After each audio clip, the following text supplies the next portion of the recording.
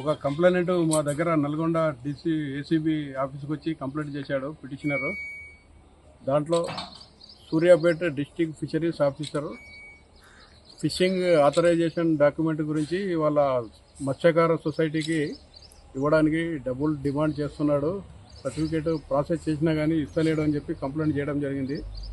దాని మీద ACB Nalgonda range మేము ఎంక్వైరీ చేశాము.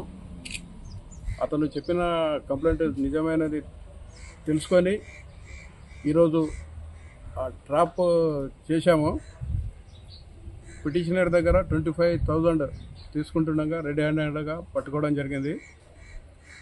ఆథరైజేషన్ ఫిషరీస్ ఫిషింగ్ సర్టిఫికేట్ గురించి ఆ ట్రాప్ చేసిన తర్వాత కూడా హౌస్ సెర్చ్ కూడా కొనసాగుతున్నాయి. ఇంకా ఈ district fisheries officer Shri Thakur Rupender Singh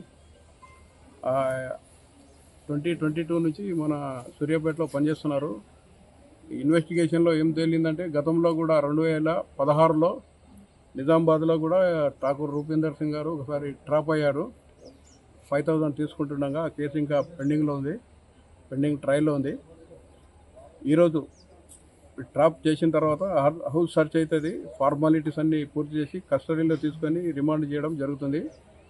మీ అందరి ద్వారా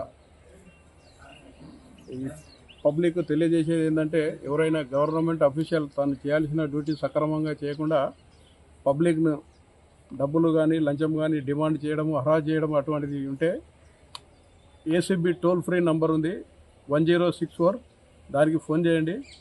ఫోన్ చేస్తే మీ వివరాలు గోప్యంగా ఉండి అటువంటి కరప్ట్ ఆఫీసర్స్ మీద యాక్షన్ తీసుకోవడం జరుగుతుంది. అయితే ఈరోజు ఈ ట్రాప్ను హౌస్ సర్చ్ ఈ రైడ్స్లో నాతో పాటు డిఎస్పీ నల్గొండతో పాటు Narender Reddy DD deputy director గారు, శ్రీ సివి ఆనంద్ డీజీ గారి ఆదేశాల మేరకు ఈరోజు ఈ రైడ్స్ కండక్ట్ చేయడం జరిగింది. ఈ రైడ్స్లో నాతో పాటు ఇన్స్పెక్టర్స్ ఇద్దరు, వెంకట్రావు ఇన్స్పెక్టరు, తర్వాత రామారావు ఇన్స్పెక్టరు, తర్వాత ఏసీబీ నల్గొండ స్టాఫ్ అందరూ పాల్గొనడం జరిగింది.